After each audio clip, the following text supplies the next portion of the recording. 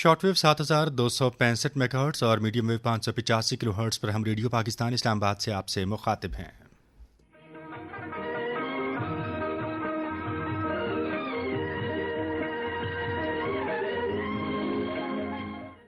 Programme आप समाअत कर रहे हैं कश्मीर मंजरनामा।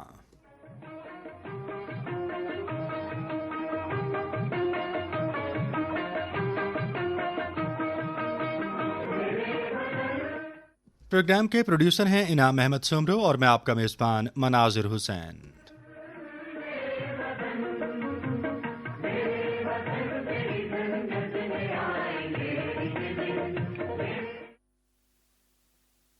हवाले से हम बातचीत कर रहे हैं और मकबूजा कश्मीर की सूरत हाल के हवाले से बात की जाए तो श्रीनगर में G20 इजलास का इनेकाद आलमी बिरादरी को गुमराह करने की भारतीय साजिश है और इसके नतीजे में भारत मकबूजा कश्मीर में सब कुछ मामूल के मुताबिक दिखाना चाहता है और 5 अगस्त 2019 के जो इक़दाम हैं उनको कानूनी हैसियत देना चाहता है, क्योंकि वो गैर कानूनी इक़दाम हैं जिसकी दुनिया भर में बसने वाले कश्मीरियों ने मज़म्मत की है।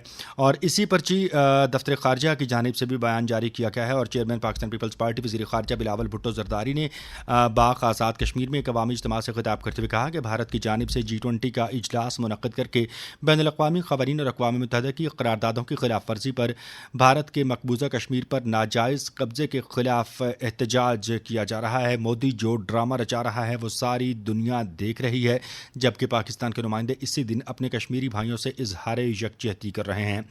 आलमी मीडिया ने G20 इजलास पर तबसरा करते हुए कहा कि इस तरह की तकरीबात मुनक़्क़िद करने से वाज़ेह होता है कि जम्मू व कश्मीर में हालात मामूल के बिल्कुल बरक्स हैं। बरतानिया से शाये होने वाले अखबार द गार्डियन ने लिखा है कि चीन और दीगर अहम रुकन ममालिक के बायकॉट के बाद ग्रुप की भारतीय सदारत भी जो है वो तनाज़ात में घिरी हुई है। इसी मौजू पर हम गुफ्तगू के सिलसिले को आगे बढ़ाएंगे। हमें ज्वाइन किया है माहिर बैनुल-अक़वामी उमूर के डॉक्टर रिज़वान नसीर साहब। डॉक्टर साहब अस्सलाम वालेकुम। वालेकुम सलाम नाज़िर साहब। डॉक्टर साहब बहुत शुक्रिया आपका। कश्मीर की सूरत हाल पर हम गुफ्तगू कर रहे हैं और जो कश्मीर के हवाले से मेजर अपडेट्स हैं G20 इजलास और उसके बाद भारत का जो बयानिया है, भारत का जो ख्वाब है, वो हमने देखा कि बहुत बुरी तरह से चकनाचूर भी हुआ और भारत के बैनुल-अक़वामी सतह पर हज़ीमत भी उठाना पड़ी। भारत की प्लानिंग और उसके बाद जो कुछ वहाँ पे G20 इजलास के इनेकाद के सिलसिले में हुआ है, किस तरह से देखते हैं बहसीयत माहिर बैनुल-अक़वामी उमूर? चीन ने शिरकत नहीं की, सऊदी अरब ने शिरकत नहीं की, मिस्र नहीं आया, तुर्की ने शिरकत नहीं की। इसके अलावा वहाँ पर जो मौजूद सहाफ़ी थे, कुछ भारतीय मीडिया पर्सनस ने और कुछ दीगर ऑफिशल्स ने वहाँ पर जब सवाल जवाब का सिलसिला शुरू किया तो हमने देखा कि वहाँ पर भारत को बड़ा मुँह की खाना पड़ी और मुख्तलिफ बैनुल-अक़वामी जो मीडिया के सहाफ़ी थे उन्होंने भी सूरत हाल को उस तरह से पोर्ट्रे नहीं किया जिस तरह से भारत करवाना चाह रहा था। सिचुएशन को आप कैसे देख रहे हैं? देखिए मनाजिर साहब, जब आप झूठ को सच करना चाहेंगे ना तो वो बड़ा मुश्किल होता है, और ख़ास तौर पे आज के दौर में जब दुनिया जो है डिजिटल वर्ल्ड है, दुनिया में तमाम ममालिक जो हैं बड़े वाइजर हैं इस मामले में। भारत ने बहुत कोशिश की कि G20 का इजलास करा के इसका देखें, पहले ऑब्जेक्टिव देखें, ऑब्जेक्टिव क्या हो सकता है। G20 का इजलास ठीक है, भारत को होस्ट करने का मौका मिला, लेकिन कश्मीर में ही क्यों? इसके पीछे से वाज़ेह अज़ाइम थे कि हम दुनिया के बड़े ममालिक को ला के दिखाएं ये है कश्मीर जिसमें हर चीज़ नॉर्मल है, कश्मीरी नॉर्मल है, भारत का उस पर बिल्कुल मुकम्मल कंट्रोल है, वहाँ के लोग आज़ाद हैं, खुश हैं, और वो जो भारत दुनिया को बेचता है अपना लार्जेस्ट डेमोक्रेसी और उसके बाद ये सेकुलरिज्म का नैरेटिव वो बेचना चाह रहा था। उस तमाम नैरेटिव को, तमाम ड्रामा को वो फ्लॉप हुआ और शिकस्त हुई। मैं ये समझता हूँ अभी आप जिन ममालिक के नाम ले रहे थे वो छोटे ममालिक नहीं है। चाइना की जब दुनिया दूसरी सुपर पावर देख, सऊदी अरब एक बहुत बड़ी ताकत है मिडल ईस्ट के अंदर, और उसके बाद आपने मिस्र का नाम लिया, नॉर्थ अफ्रीका की सबसे बड़ी ताकत, आपने तुर्की का नाम लिया। देखे, मैं ये वो छोटे ममालिक नहीं, अगर इन ममालिक ने बाइकआउट किया है तो उसके पीछे मैं ये समझता हूँ पाकिस्तान की सफारती कामयाबी है। पाकिस्तान ने कोशिश ये की थी जब तक कश्मीर का मसला, ये देखिए कश्मीरियों का जो रियल इशू है उस पर तो बात ही नहीं होगी। G20 के लोग आएंगे, वो आके बात करेंगे अपने इकोनॉमिक इश्यूज पे, इकोनॉमिक इंटीग्रेशन पे, वो बात करेंगे म्यूचुअल ट्रेड के ऊपर, कॉमन इंटरेस्ट पे बात करेंगे, कश्मीर की कोई बात नहीं करेगा। तो मैं ये समझता हूँ पाकिस्तान ने जो डिप्लोमेसी की है, एक्सटेंसिव डिप्लोमेसी, उसका रिजल्ट ये निकला है कि हम कामयाब हुए हैं। जो की पिलर्स थे वो यहाँ पे आते, इस चीज को जो है ना, वो भारत का जो शो था वो फ्लॉप हो गया। और रही बात इस चीज की, आप कहते ना भारत, मैं कहता हूँ मोदी का, क्योंकि मोदी इज अ की पर्सन जो कोशिश कर रहा था 370-35A के थ्रू, ताकि कश्मीरियों को मुकम्मल तौर पर उनसे आज़ादी छीन ली जाए। मैं ये समझता हूँ जो न्यूयॉर्क में हुआ है, यूनाइटेड नेशंस के दफ्तर के सामने मुजाहिरे हुए हैं, यूनाइटेड नेशन में दुनिया के 190 से ज्यादा डेलीगेशन बैठते हैं, उन तमाम ने इस चीज को विटनेस किया है। मैं ये समझता हूँ कि ये पूरी दुनिया को मैसेज पहुंच गया है कि भारत जो करना चाह रहा था वो फ्लॉप हो गया, और भारत जो करना चाह रहा था वो सच नहीं था, वो झूठ था। अच्छा, सच और झूठ की इस लड़ाई में हमने देखा है कि जो मुख्तलिफ ममालिक हैं उनका एक पॉलिटिकल विजडम है, उसको भी जांचने का मौका मिलता है। जिन ममालिक ने इस इजलास का बायकॉट किया हमने उनको भी देखा, लेकिन जो ममालिक शरीक थे वो भी जिसे कह सकते हैं कि उनकी शिरकत जो है वो टॉप लेवल की नहीं थी, लोअर लेवल पर उन्होंने जैसे एक जिसे कहते हैं कि असाइनमेंट को बस भुगताने की कोशिश की। इस हवाले से आप क्या कहेंगे? मनाजिर साहब, आपने खुद ही मेरा ख्याल है उस चीज का वो बता दिया। जब कुछ ममालिक देखें, दुनिया की जो पॉलिटिक्स है ना, उसमें एक चीज बहुत इंपॉर्टेंट है, वो है स्ट्रेटेजिक रिलेशनशिप। तो इंडिया को इस वक्त जो कहते हैं ना पांचों घी में, वो इस तरह से हुआ है कि अमेरिका की जो इंडो पैसिफिक स्ट्रेटेजी है वो चाइना को काउंटर करने के लिए, आपको पता है ट्रेड वॉर चली, ट्रम्प टाइम में चली, उसके बाद इनकी साइंस एंड टेक्नोलॉजी की वॉर चल रही है, स्पेस वॉर चल रही है, अब इंडो पैसिफिक स्ट्रेटेजी के चाइना को काउंटर, उसमें इंडिया नेचुरल पार्टनर बन गया इंडो पैसिफिक स्ट्रेटेजी में। अब जब इस तरह के अमेरिका जब उसका पार्टनर बन गया है, तो जो अमेरिका के दीगर इत्तेहादी हैं, यूरोपियन कंट्रीज हैं, वो यही चाहते हैं कि भारत को एक थोड़ा सा मकाम दिया जाए। अगर वो मकाम उसे स्ट्रेटजी में दे रहे हैं तो इसका मतलब है मुंह मुलाहिजा तो करना होता है ना।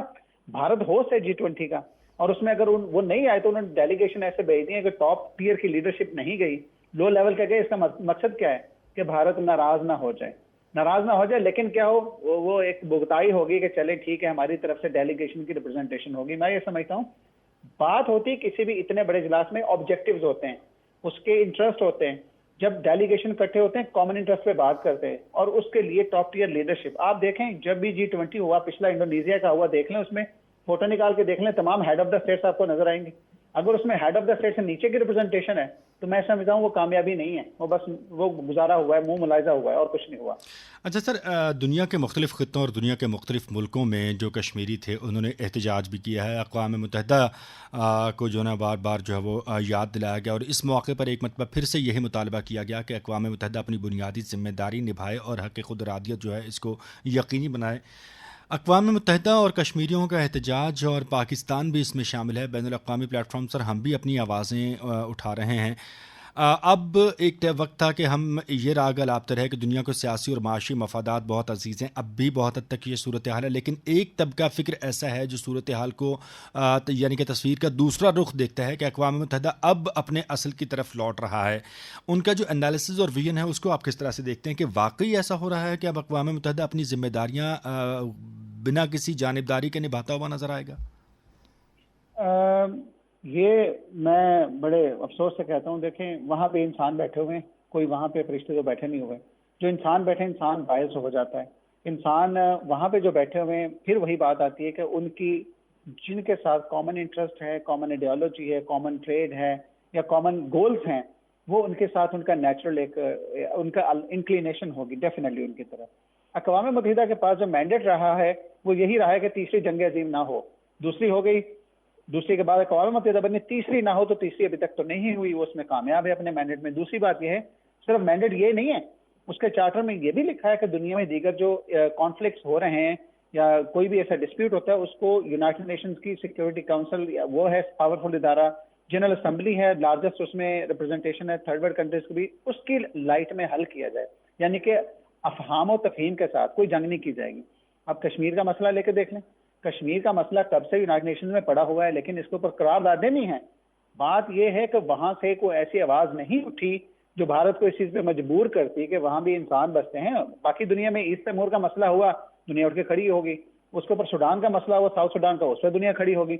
मैं ये समझता हूँ, आप कहते हैं ना गैर जानबदारी बहुत मुश्किल उस एरिया में है। अगर वहां पे कुछ ऐसी सेम वॉइसेस हों जो कहें कि नहीं यहाँ भी इंसान बसते हैं, इस मसले को उनकी यूनाइटेड नेशंस की इट्सेल्फ एक करारदाद है कि कश्मीरियों के विल के मुताबिक हलो, लेकिन वो भी उस चीज पे भी नहीं हो रहा। उसी चीज को तो चैलेंज करने के लिए मोदी सरकार ने 35A का किया है, जो रिवोक किया है, कि वहां पे कश्मीरी पंडित चले जाएं, वहां पे दीगर इंडियन चले जाएं, इंडियन पंडित चले जाएं, इंडियन दीगर चले जाएं वहां पे, ताकि कश्मीरियों को माइनॉरिटी में तब्दील कर दे।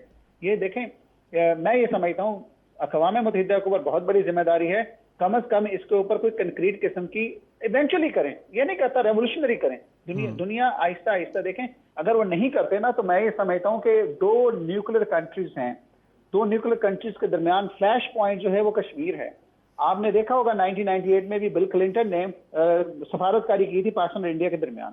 تو ایسا مسئلہ اللہ نہ کرے واپس آئے، کیونکہ اس میں دنیا پوری کا امن خطرے میں آتا ہے. تو اقوام متحدہ کے اوپر بہت بڑی ذمہ داری ہے کہ اس مسئلے کو سیریس لے اور حل کروائے، اور غیر جانبداری کے ساتھ، جیسے آپ نے کہا.